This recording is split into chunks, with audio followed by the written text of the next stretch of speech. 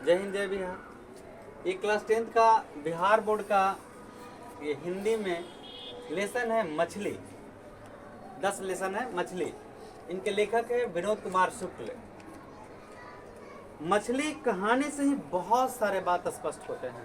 मतलब कहानी का शीर्षक है वो सारे चीज को क्लियर कर देता है, उसमें कुछ नहीं बचता है, कोई बचाव नहीं है। मछली, अगर आप घर में मछली बनाते हैं या जिसके घर में लोग शाकाहारी मांसाहारी, तो मांसाहारी जिसके घर में लोग अगर मछली बनाते हैं, कोई भी शुभ कार्य में सबसे पहले क्या बनता है?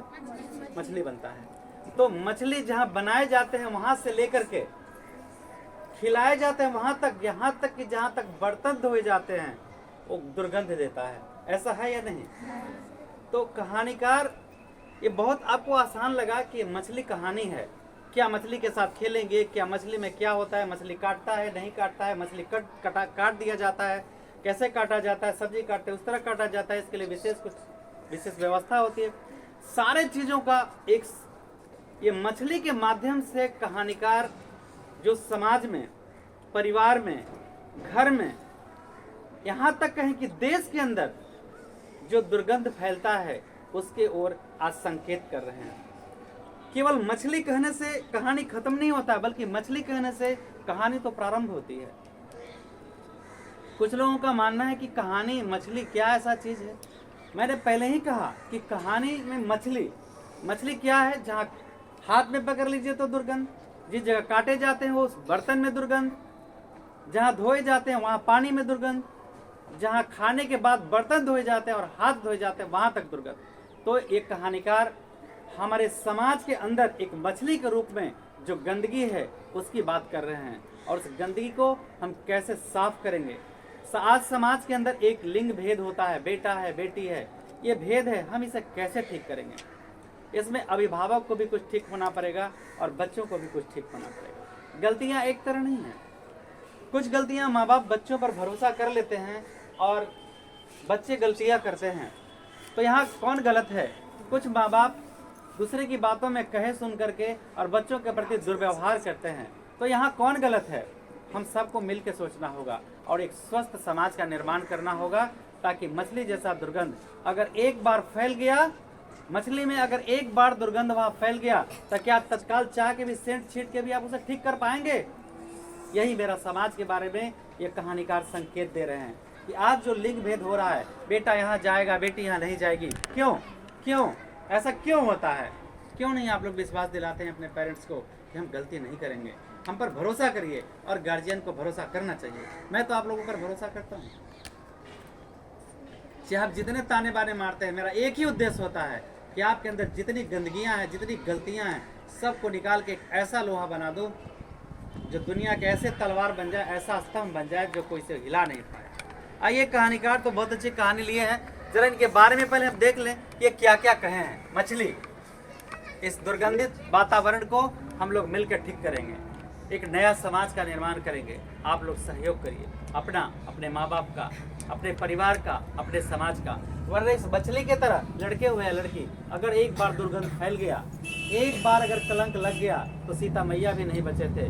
मेरी कितनी औकात है।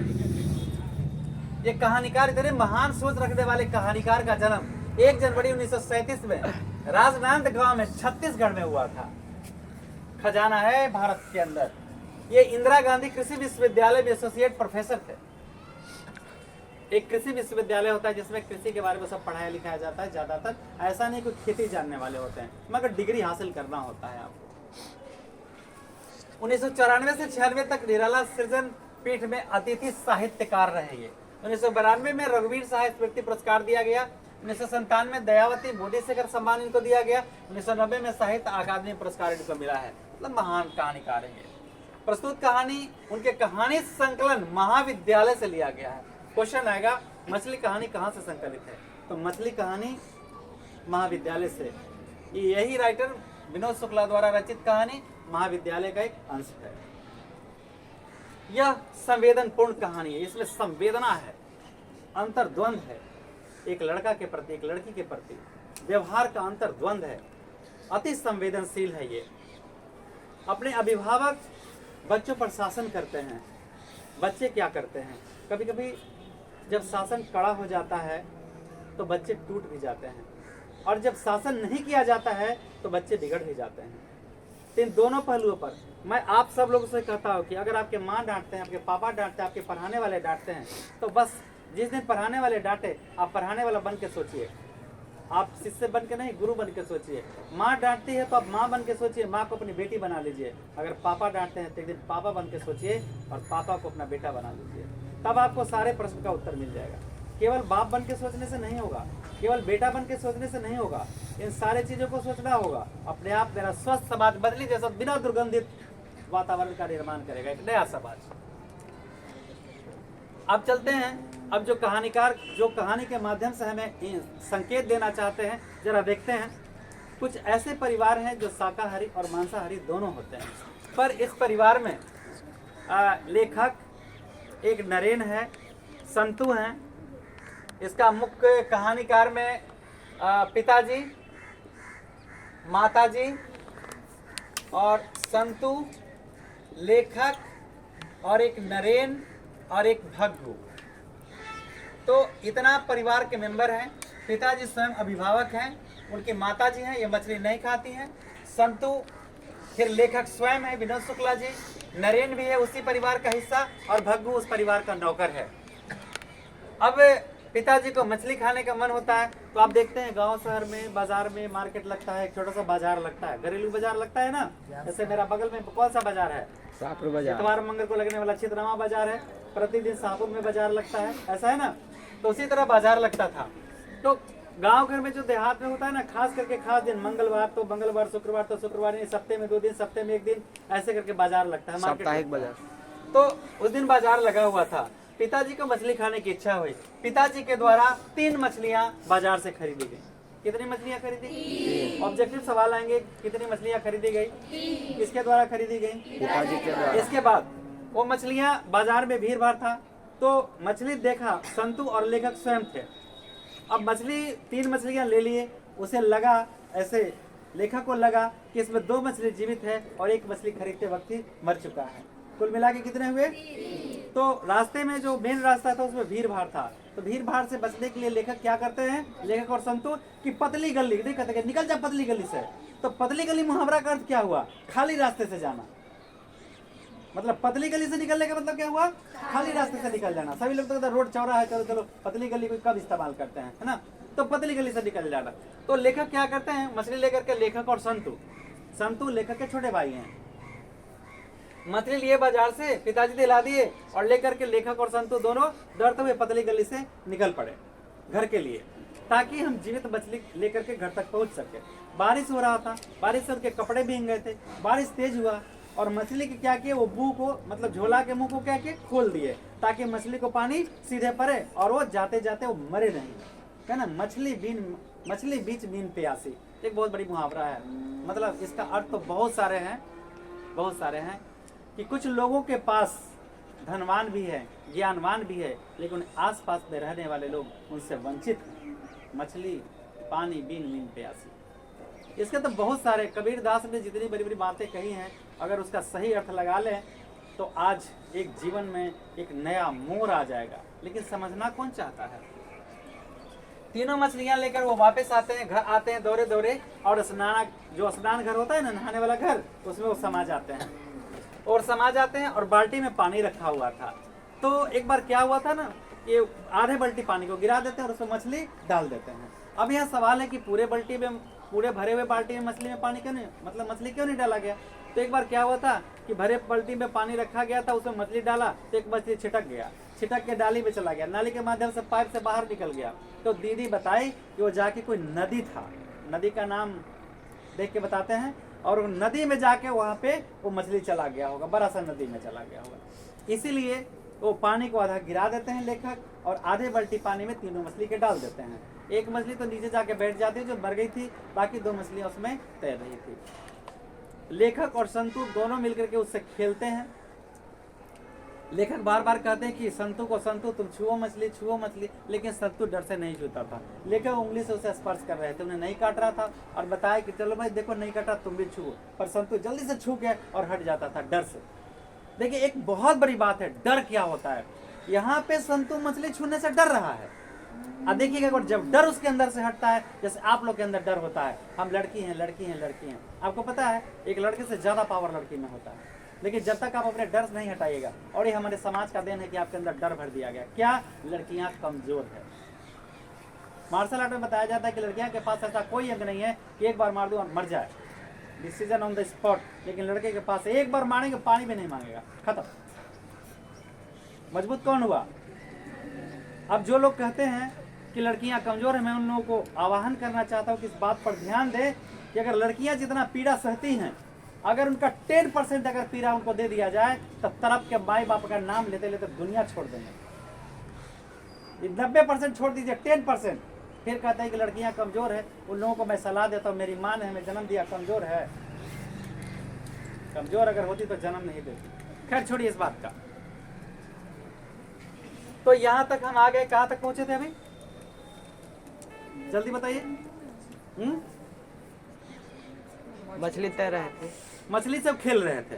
आप लोग भी मतलब माइंड थोड़ा, तो मछली से खेल रहे थे, तो खेलते खेलते छूना चाहा मछली। अब यहाँ हम बता दूं डर के बारे में बता रहे थे ना, यहाँ तो संतु डर रहा है मछली छूने से, तूफान खड़ा कर देता है मछली के लिए संतु। देखते हैं आगे क्या होता है।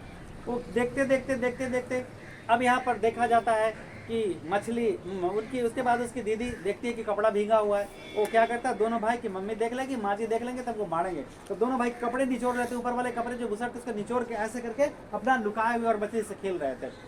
फिर वो क्या करते हैं, ठंड बढ़ रहा था धीरे धीरे, तो कपड़े बदलते हैं। उनकी दीदी बहुत प्यार करती है ना आप लोगों को? दीदी प्यार करती है?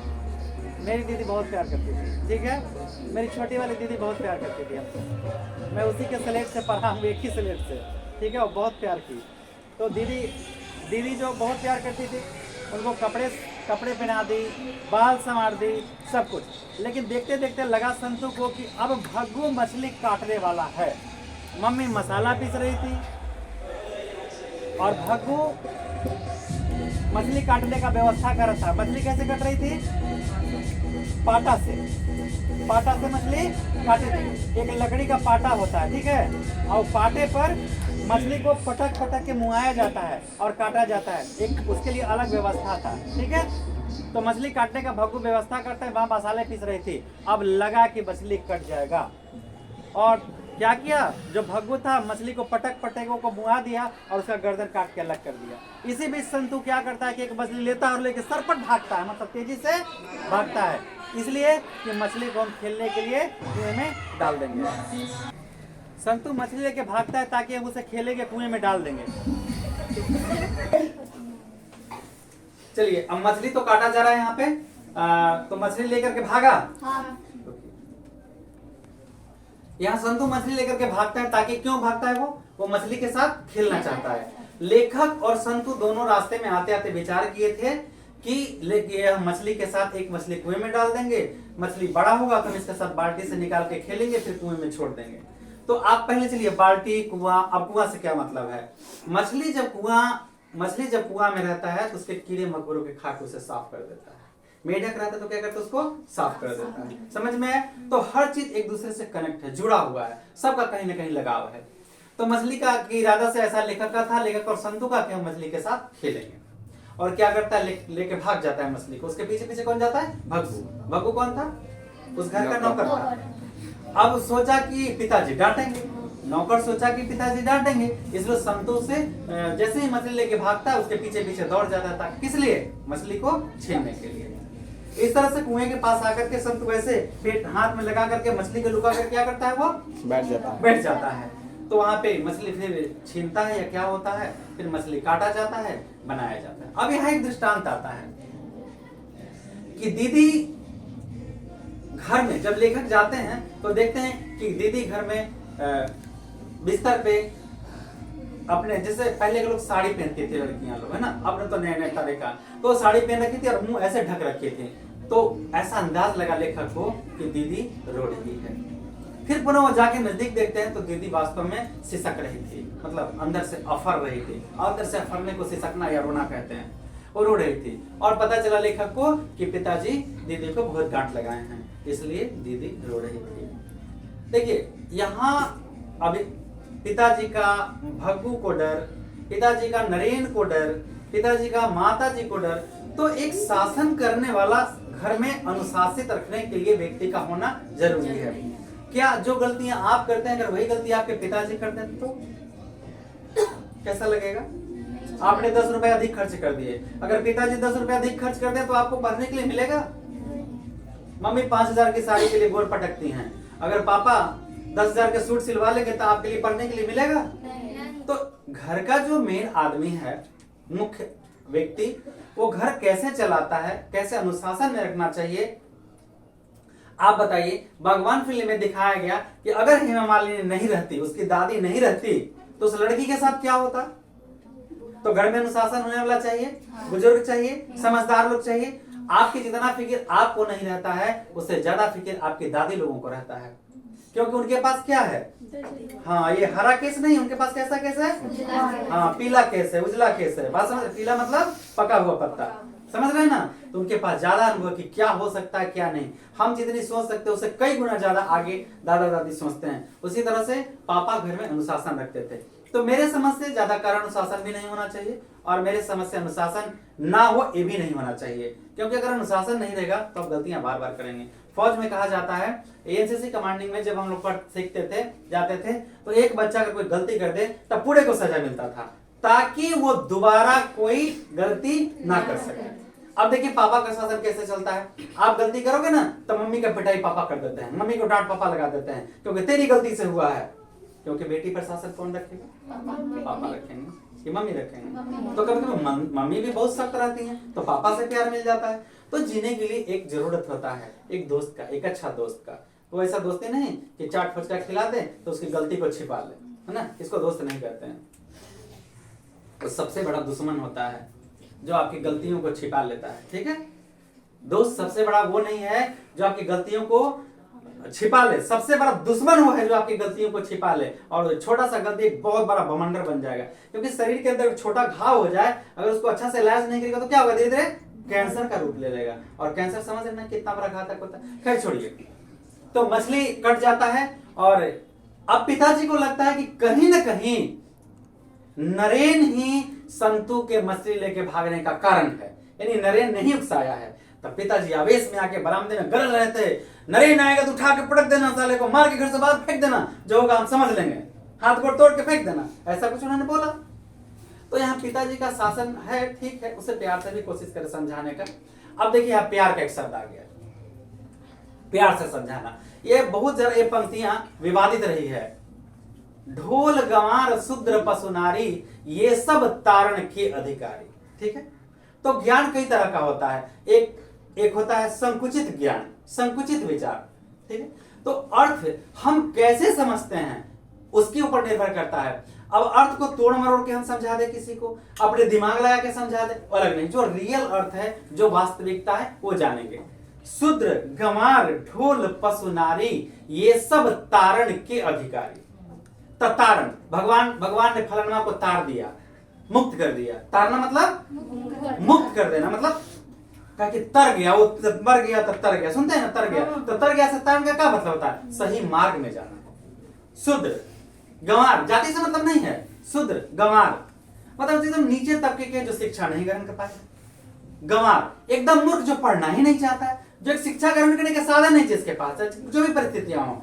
इसके बाद गंवार मतलब वो पढ़ना नहीं चाहता है। शूद्र मतलब वो पढ़ने से मतलब नहीं, ज्ञान लेने से मतलब नहीं। शूद्र गंवार। ढोल, ढोल समझते हैं ना, बजाने वाला ढोल।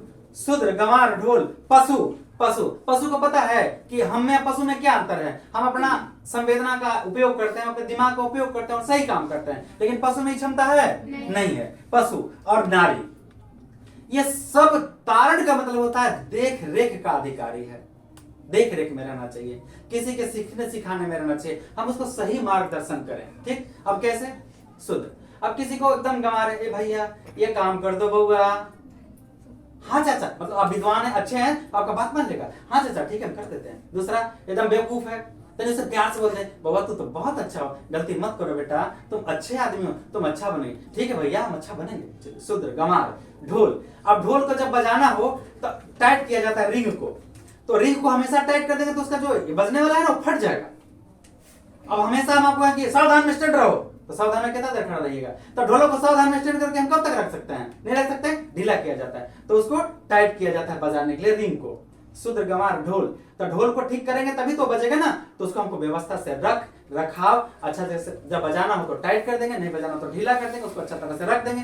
तो शुद्र को हम रास्ता बताएंगे बेटा ऐसे चलने का। एकदम गंवार है, उससे हम प्यार से बात करेंगे, अच्छा से बात करेंगे, तो गन निकाल कर ठोक देगा। समझाते हो वही बात समझिए बेटा, अगर तुम ऐसा करोगे तो ऐसा होगा। क्या तुम किसी को मारते हो? क्या तुम किसी को जीवन दे सकते हो बेटा? तो कहा कि नहीं दे सकते हैं। तो बोलेंगे बेटा मत मारो उसे, क्योंकि तुम जीवन नहीं दे सकते हो। वो समझ जाएगा। शुद्ध गंवार ढोल, ढोल को हम जैसे तैसे बजाएंगे तो फट जाएगा। उसको समझ के कहाँ बीच में ताल मारना है, कहाँ बगल में ताल मारना है, इन सारे चीजों को देख के ताल मारना था। डुम डुम मारेंगे वो फट जाएगा। शुद्ध गंवार ढोल। पशु, अब पशु को, कुत्ता को कैसे सिखाया जाता है? चलो पशु में कुत्ता लेते हैं। कम कम कम डॉगी, कम कम कम, तो उसकी भाषा को समझता है। कुत्ता में इतनी संवेदना है कि अपराधी को पकड़ लेता है, तो उसको क्या किया जाता है? सिखाया जाता है, ट्रेनिंग भी। लिखवा कहा ट्रेनिंग दिया जाता है। शुद्ध अच्छा जानवर, बैल है, गाय है, जो हमको दूध देती है, तो उसको भी मतलब गाय को पीठ सहलाता, किस तरह से, कैसे उसको हम अपना इस्तेमाल करने के लिए उसको क्या करते हैं? प्यार देते हैं ना। शुद्र गंवार ढोल। पशु, अब बचा नारी। नारी, नारी ने नर को जन्म दिया। देखिए जो मूर्ख कहते हैं कि ये गलत शब्द है, नारी ने नर को जन्म दिया। नर को किसने जन्म दिया? नर की क्या औकात है नारी को अपमानित करने का? नारी ने नर को जन्म दिया। मैं फिर कहता हूं कि जो गलत अर्थ लगाते हैं, समझिए नारी ने नर को जन्म दिया। जो हमें उत्पत्ति किया, जो हमारे उत्पत्ति का कारण है, जिसके द्वारा हम उत्पन्न किए गए हैं, हम उसका सम्मान करते हैं। गलत अर्थ मत लगाइए। तो माँ, बहन, बेटियां ये सम्मान के अधिकारी हैं। उनको कोई नुकसान न पहुंचा दे, हम उनको अपनी देख रेख में रखते हैं। बेटी बोलेगी 9 बजे रात के, पापा जाओ रोड पर, तो मैं कह दूं कि चले जाओ? ये भले संसार है, तो इसका क्या मतलब? क्या हुआ? शासन करना, बेटा को जाने देते हैं, हमको नहीं जाने देते हैं। अरे बेटा तुम सेफ कैसे रहोगे? ये मेरा देखना काम है। समझ में आया? तो शूद्र, गंवार, ढोल, पशु, नारी, ये सब देख रेख में रहने के अधिकारी हैं। अगर हम इनको देख रेख में रखेंगे, ये सुरक्षित रहेंगे। और अगर हम इनका देख रेख अच्छे ढंग से नहीं करेंगे, ये सुरक्षित नहीं रहेंगे। इनके साथ खतरा हो सकता है। तो खतरा मोल लूं, इसलिए किसी अर्थ को अनर्थ नहीं लगाना है। दूसरा होता है जिहाद युद्ध। चलिए एक बात और कर देते हैं। ये तो अभी रामायण की बात बता दिए, अब हम इस्लाम की बातें बताते हैं। इस्लाम में लिखा है जिहाद युद्ध। देखिए यहाँ पे लिखा है जिहादे युद्ध। तो कुछ लोग, जाहिल लोग, इसका अर्थ लगाते हैं कि तुम अगर मेरे धर्म इस्लाम के नाम पर बोलोगे तो मैं तेरा गर्दन काट दूंगा। वो भड़काते हैं, जबकि इसका अर्थ ये नहीं होता है। इसका अर्थ होता है, इसका अर्थ ये होता है इस्लाम में कि आप मेरे शरण में आए हुए हैं, आप मेरे शरण में आए हुए हैं। अगर आप पर कोई आंच आ जाएगा तो मैं पहले अपनी जान देकर के आपकी जान को बचा लूंगा। ऐसा इस्लाम में लिखा है, और ऐसा सारे धर्मों में लिखा है। हमारे धर्म में भी है। कोई व्यक्ति अगर अपनी जान की भीख मांगने मेरे पास आ जाएगा कि आप हमें बचा लें, तो क्या किसी को हम मारने देंगे? बताइए, किसी को मारने देंगे? किसी की मौत का सवाल, उसको जिंदगी हम देने की कोशिश नहीं करेंगे। तो दर्द से छटपटा रहा है, क्या हम उसकी सहायता नहीं करेंगे? जिहाद का मतलब ये होता है कि हम अपनी जान की परवाह किए बिना आपको बचा लेंगे। ये युद्ध करेंगे आपके लिए, पर हम आपकी जान बचा लेंगे, प्राण बचा लेंगे, आपको संकट में नहीं पड़ने देंगे। इसका अर्थ ये होता है। लेकिन जाहिल विद्वान लोग इसका गलत अर्थ लगा के किसी को भड़का देते हैं। ठीक है, चलिए आगे। तो इस तरह से पिताजी के द्वारा क्या है, मतलब लगा कि डांटने के कारण दीदी रो रही है, पिताजी के आदेश से ही मछली बन रहा है, वरना मछली घर में तो कोई नहीं खाता था। ऐसे ऐसे कुछ शब्द हैं। कुछ यहाँ टिप्पणियां लिख चुके हैं, जिसे मैं एक बार बता दूं। अब यहाँ लगता है माँ द्वारा मसाला जब पीसा जा रहा था, तो अब मछली जब कट रहा था, तो ये सोचकर कि संतु उदास क्यों हो जाता? संतु, क्योंकि अब मछली कट रहा है। क्वेश्चन है आपका कि संतु उदास क्यों हो गया? माँ द्वारा मसाला पीसे जाने को देख करके और मछली काटे जाने को देख करके अब विश्वास हो गया कि मछली हमको खेलने के लिए नहीं मिलेगा और मछली अब कट जाएगा। इस तरह संतु उदास हो जाता है। संतु क्यों उदास हो जाता है? इसलिए कि मछली सब हमको खेलने के लिए नहीं मिलेगा, मसाला पीसा जा रहा है, मछली अब कट जाएगा, इसलिए संतु उदास हो गया। तो एक प्रश्न है आपका कि संतु उदास क्यों हो गया? समझ गए? माँ द्वारा मसाला पीसा जा रहा था तो लगा, और मछली काटा जा रहा था तो लगा कि मछली खेलने के लिए हमको नहीं मिलेगा, इसलिए संतु उदास हो गया। पिताजी के डांट के कारण दीदी सिसकियां ले रही थी। दीदी क्यों सिसकियां ले रही थी? पिताजी डांट रहे थे। अगर हम गलती करेंगे तो आप मेरे पिताजी लेंगे तो डांटेंगे कि नहीं हमको? तो हमने कौन सा गुनाह कर दिया? हमने कौन सा गुनाह कर दिया आपके बेटे? चलिए, अगर आप मेरे टीचर रहेंगे तो आप डांटेंगे कि नहीं डांटेंगे? तो क्या टीचर को आप ताने मारेंगे? नहीं। मारिए। चलिए आगे, इधर आइए। पिताजी को ऐसा लगता है कि संतु द्वारा मछली लेकर भागने पर कहीं न कहीं नरेन का हाथ है। पिताजी को क्या लगा कि इसको बहकाने में किसका हाथ है? नरेन का। तब वो क्या कहते हैं? इसलिए भागू को कहते हैं कि अगर नरेन घर में घुसे तो हाथ पैर तोड़कर बाहर फेंक दें। गुस्से में आ गए। लेकिन मिली भगत तो सबका था ना, था या नहीं था? मछली केवल पिताजी खाते थे। कौन खाते थे मछली? पिताजी। हाँ, माँ भी नहीं खाती थी। मेरी भी माँ नहीं खाती थी, लेकिन वो मछली बना के देती थी। इस कहानी में एक छोटे शहर के निम्न वर्गीय मध्यम वर्गीय परिवार का वातावरण, जीवन यथार्थ चीज को आलोकित किया गया, मतलब बताया गया है। इस कहानी का समन्वित प्रभाव गहरा। ये कहानी बहुत ही संवेदनशील है। हर घर की कहानियां हैं, यानी कुछ लोग मछली खाते हैं, कुछ। अब कहानी का रिव्यू बता रहे हैं। एक पारिवारिक कहानी है कि अगर पिताजी खाते हैं, माँ नहीं खाती है, लेकिन माँ मछलियां तो बना रही थी, मसाले पीस रही थी ना। मछलियां वहां बनाने का जो काम था वो काटना वगैरह था ना, काटना धोना ये सब करने का काम। और वहां ये भी वर्णन किया गया कि कई पानियों से मछलियों को धोना चाहिए ताकि वो मछली साफ हो जाए। अभी तो मछली आप जाते हैं तो ऐसे काट के ले आते हैं, लेकिन पहले राख से रगड़ा जाता था उसमें कि फिर गंद को खत्म करने के लिए राख से रगड़ा जाता था। लेकिन अब राख से नहीं रगड़ा जाता, इसलिए गंद ज्यादा देता है उस मछली में। तो समझ में? हाँ, चोइटा निकालने के लिए। तो इस तरह से, हाँ बिल्कुल आपने कही इसका। आप खड़े हो जाइए। ये मेरी प्यारी बेटिया बताई है कि मछली का चोइटा निकालने के लिए उसको क्या किया जाता है? रगड़ा जाता है। अब आप बैठ जाइए।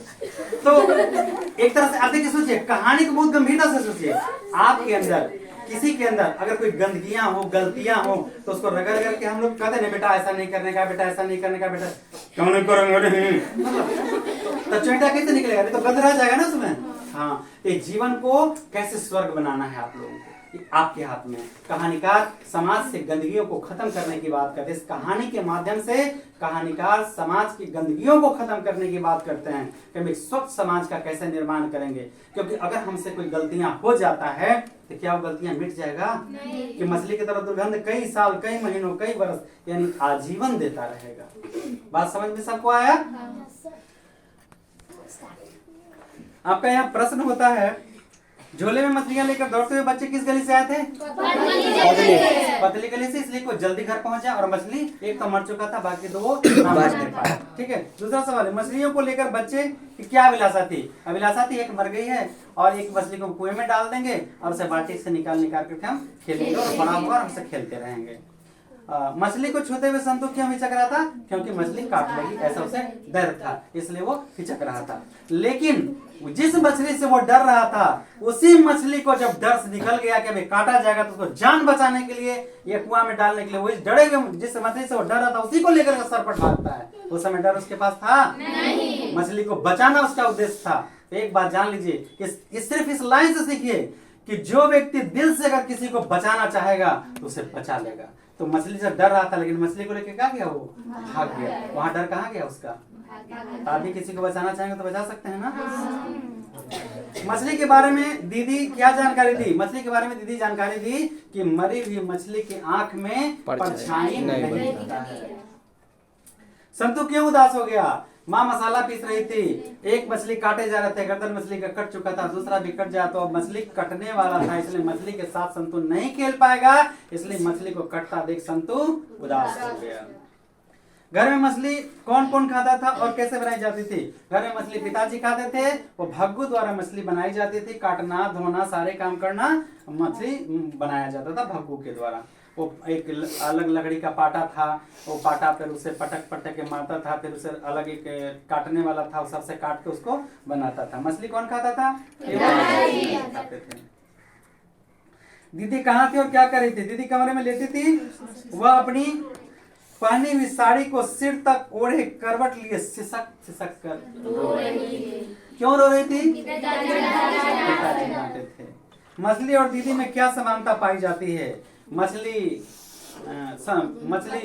भग्गू द्वारा काटा जा रहा था और पिताजी के डांट से बिस्तर पे पड़ी दीदी रो और सिसक रही थी। पिताजी किससे नाराज थे और क्यों? पिताजी नरेन से नाराज थे। उसे लगा था कि संतू को बहकाने में इसी कहाँ थे, मछली लेकर के भगवाने में इसी कहाँ थे, इसलिए पिताजी संतू से नरेन से क्या थे, नाराज थे। नाराज मतलब राज नहीं थे, राजी नहीं थे। चलिए अब इस तरह से ये कहानी से सीख मिलता है कि हम लोग भी गंदगी ना फैलाएं, पढ़ें, अपने देश को अपने समाज को कुछ दे दें, वरना एक बार गलती में अगर कुछ हो गया तो सब कुछ मिल जाएगा, पर याद रखना माँ बाप फिर नहीं मिलेंगे। इसे भूलना मत आप लोग। जय हिंद, जय बिहार।